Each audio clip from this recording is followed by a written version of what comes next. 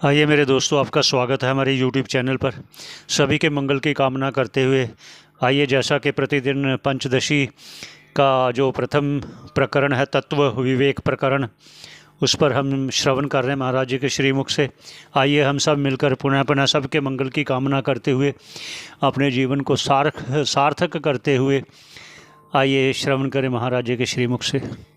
मूर्ति भेदा विभागिने व्योमवद्व्याप्त देहाय दक्षिणामूर्तये नमः। ओम शांति शांति शांति। हम लोग विचार कर रहे थे बहुत समय पहले, याद भी नहीं होगा किसी को, पंचदशी को लेकर। उस विचार से ही अविचार के द्वारा जो देख रहे हैं ना, कौन जगत सत्यत्व, उसको आप बात कर सकते हैं। वेदांत में मुख्य रूप से दो ही विचार है, एक दृक् और दूसरा दृश्य। तो दृक् और दृश्य को लेकर ही विचार होता है, तो उसको ही विस्तार करने से दृश्य में तो जगत आ गया और दृक् में जीव और ईश्वर आ जाएंगे। तो इसलिए ईश्वर, जीव और जगत, तीनों का ही विचार होता है। जगत भी समष्टि और वेष्टि दो प्रकार से होता है।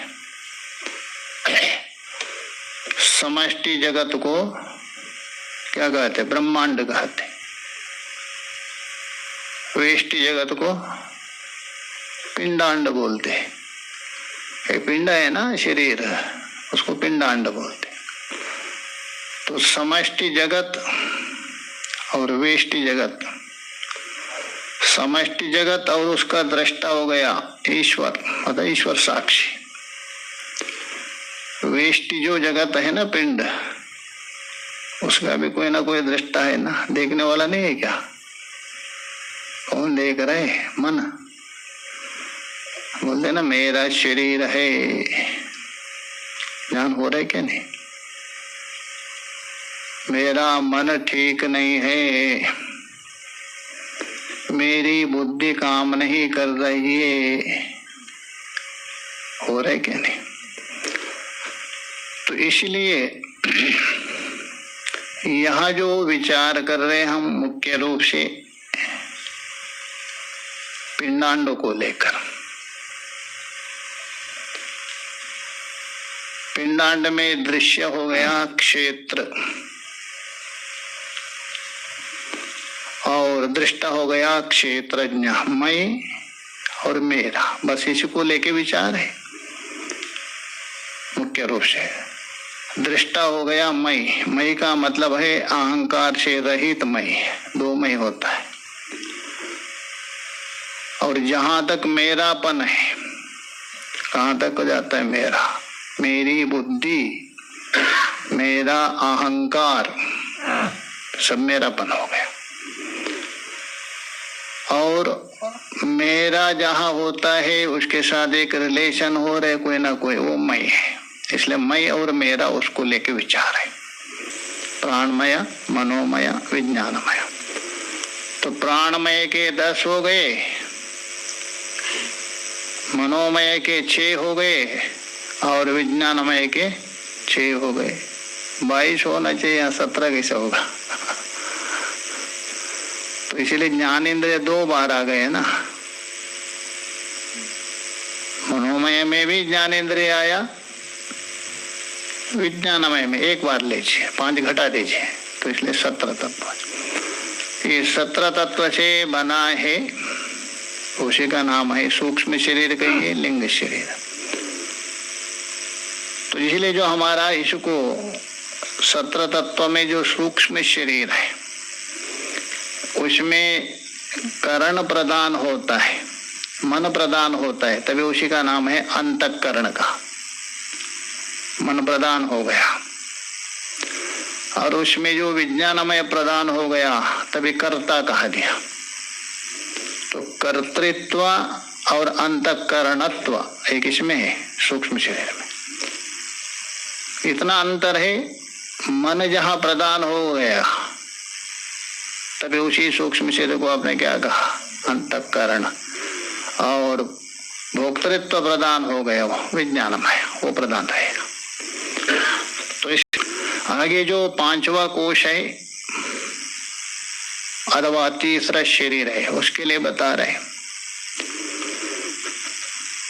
इसी को लेकर स्कंदोपनिषद में वहां प्रश्न किया था, शिवा जीवयोर को भेदा, शिव और जीव में भेद क्या है? तो उतना ही उत्तर दिया, ब्रीहि तंडुलयोरिव। ब्रीहि और तंडुल में क्या अंतर है? ब्रीहि बोल दो धान, जो छिलका है उसको ब्रीहि कहा दिया, छिलका हटाने के बाद तंडुल का। वैसे यहाँ छिलके से युक्त है जीव है, इतने 5 छिलके हैं, और हटाने पर वो ईश्वर। और अन्य उपनिषद में यहाँ तक कहा दिया, देहो देवालया प्रोक्ता। तो बोले अज्ञान निर्माल्यम त्यक्त्वा सोहम भावेन पूजयेत। और अज्ञान रूप निर्मल्य पड़ा है। निर्मल्य जानते हैं ना, पुजारी को जो पता ही है, भगवान को जो चढ़ाते हैं ना बेलपत्ता आदि, वो निर्मल्य मानते। और वैसे यहाँ शिव के ऊपर कौन सा निर्मल्य चढ़ा है? अज्ञान रूप, उसको हटा दीजिए, जीव के ऊपर शिव का दर्शन होगा।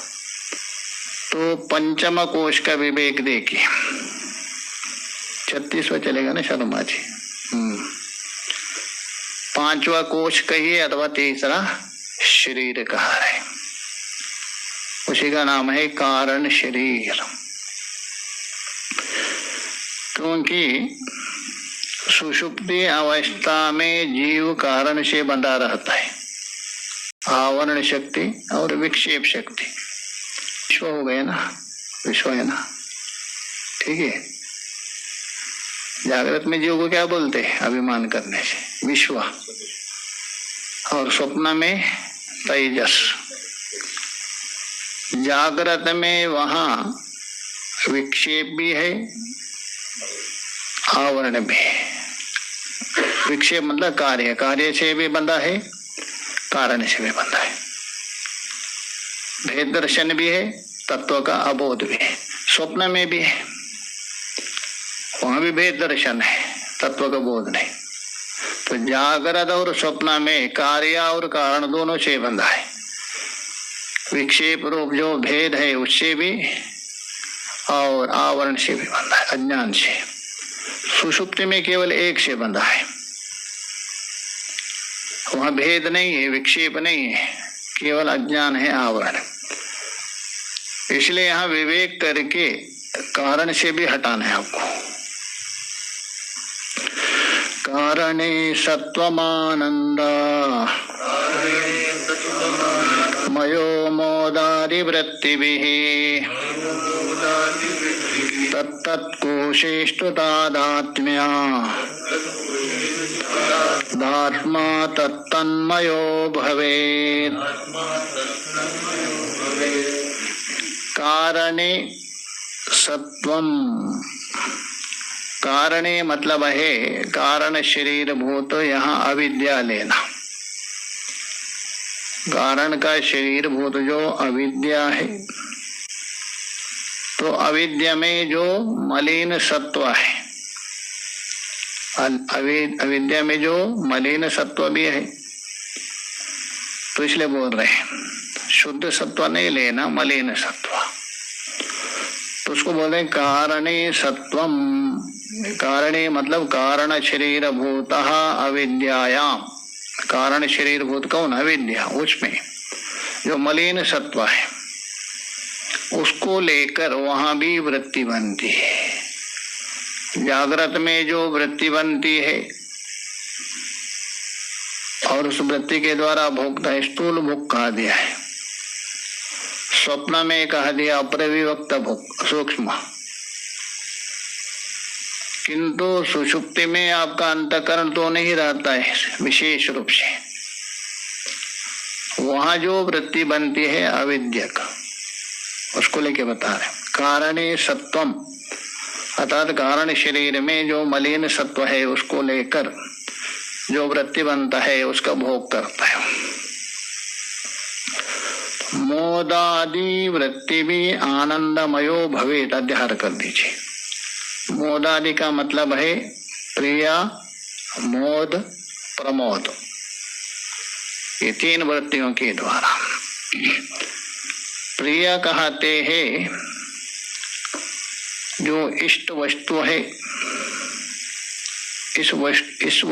इष्ट वस्तु है उसके प्रति एक मानसिक वृत्ति बनती। किसी वस्तु का दर्शन करने से, आपके अनुकूल वस्तु का दर्शन करने से मन में एक वृत्ति बनती है, ये प्रिया कहते। और वो वस्तु आपको लाभ हो जाता है। मान लीजिए उदाहरण के लिए भंडार है, आचार्य भंडार है, दर्शन हो गया, थाली तक आपको दूर से बाल्टी में देखा भोजन आज रसगुल्ला है अमुक है करके दर्शन हो गया, यदि अनुकूल होता आपको प्रिय होगा।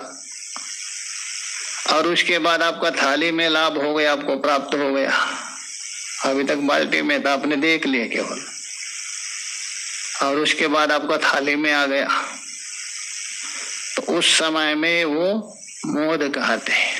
अभी तक प्रिय था, उसके बाद मोद, मोद बोल तो हर्ष अंतःकरण में, और उसके बाद थाली से निकल के मुंह में डाल दिया, खाने लग गया, तभी प्रमोद हो गया, अति हर्ष हो गया।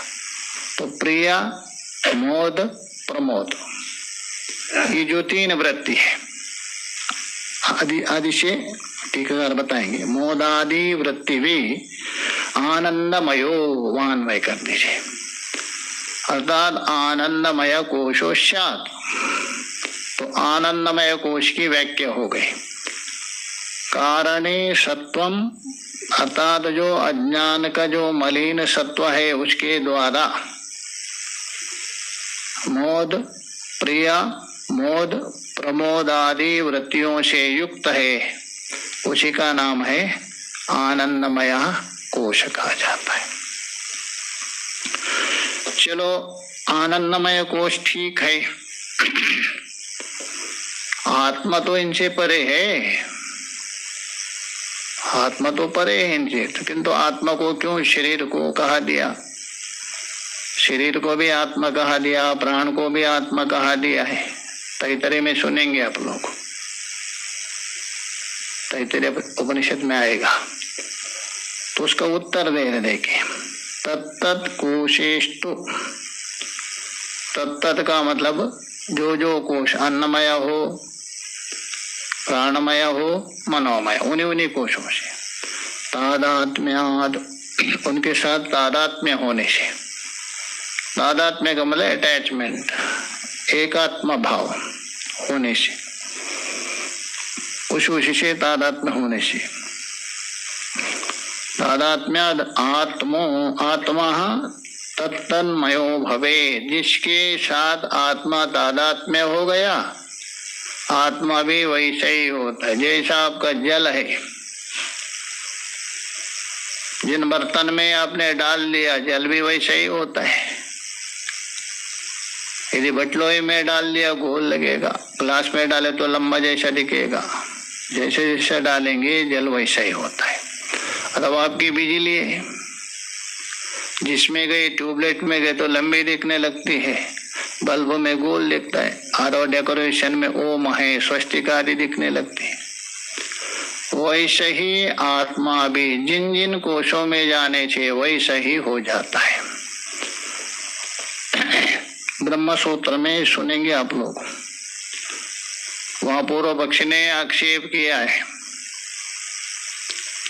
अरे वेदांती जी, आपका आत्मा तो निर्गुण निराकार है, व्यापक है, लोक लोकांतर में कैसे जाता है, जन्म मृत्यु को कैसा प्राप्त होता है? अच्छा,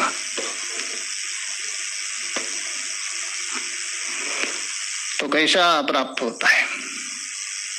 आक्षेप किया। तो उसके लिए भगवान वेद व्यास जी ने दूसरे अध्याय में समाधान दिया, तद्गुण सारत्वात्। तद्गुण बोलो तस्याः बुद्धेः, जैसा बुद्धि है, बुद्धि के गुण को लेकर आत्मा भी वैसा ही होता है, उसमें कोई आपत्ति नहीं। सब जा रहे कौन है? बुद्धि। बुद्धि बोल दो लिंग शरीर, बुद्धि प्रधान, वैसा आत्मा भी हो जाता है।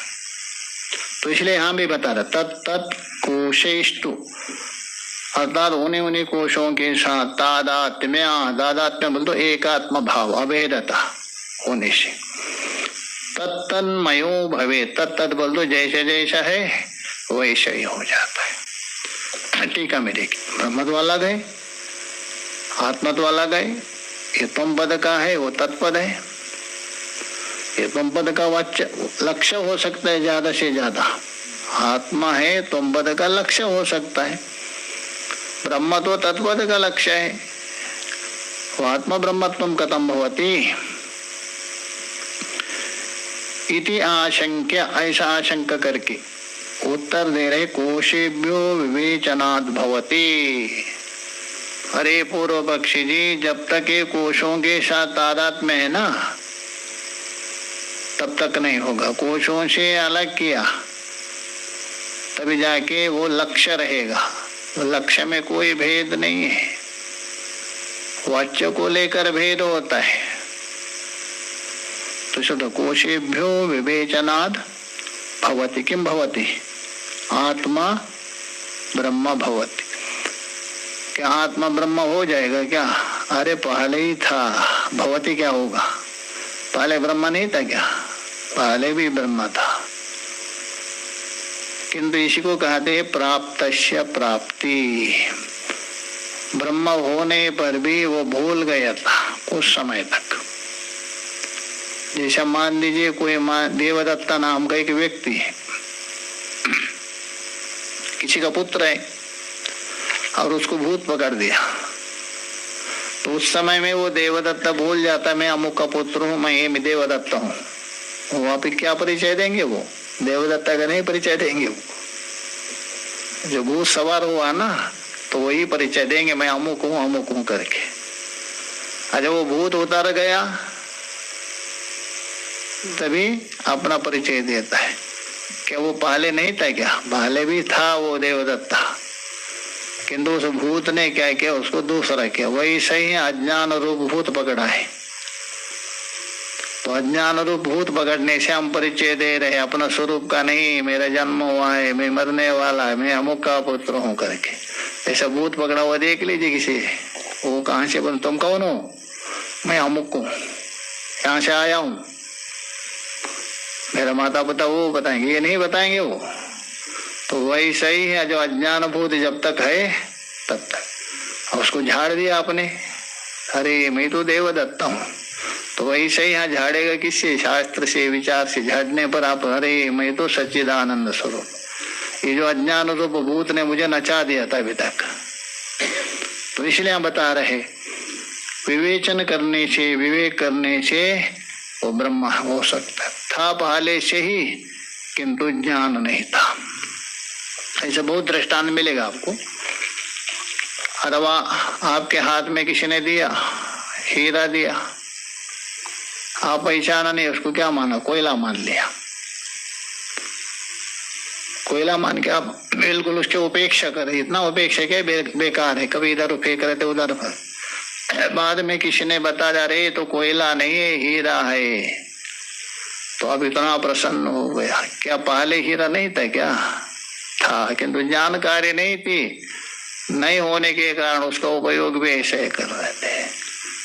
अभी जानकारी हो गई, आपके अंदर इतनी प्रसन्नता हो। वैसे ही हम पहले भी हीरा ही थे, कोयला नहीं बने हैं, किंतु बीच में कोयला बन गए, मान लिया अरे मैं कोयला हूं करके। शास्त्र और महापुरुष बता रहे तुम कोयला नहीं हो, तुम हीरा हो।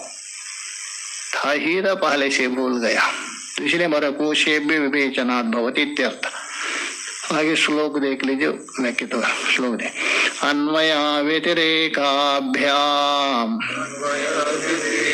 पंचकोश विवेकतः स्वात्मानं तदुद्धृत्य परम ब्रह्म प्रपद्यते। चलो इसको कल विचार। ओम पूर्णमदः पूर्णमिदं पूर्णात् पूर्णमुदच्यते पूर्णस्य पूर्णमादाय पूर्णमेवावशिष्यते। ओम शांति शांति। मेरे प्यारे दोस्तों, श्रवण करने का बहुत बहुत धन्यवाद। सभी के मंगल की कामना करते हुए यही विश्राम देते हैं। पुनः भेंट होगी। सूत्रभाष्यकृतो वन्दे भगवन्तौ पुनः पुनः। ईश्वरो गुरुरात्मेति मूर्तिभेद विभागिने व्याप्तदेहाय दक्षिणामूर्तये नमः। ओम शांति शांति शांति।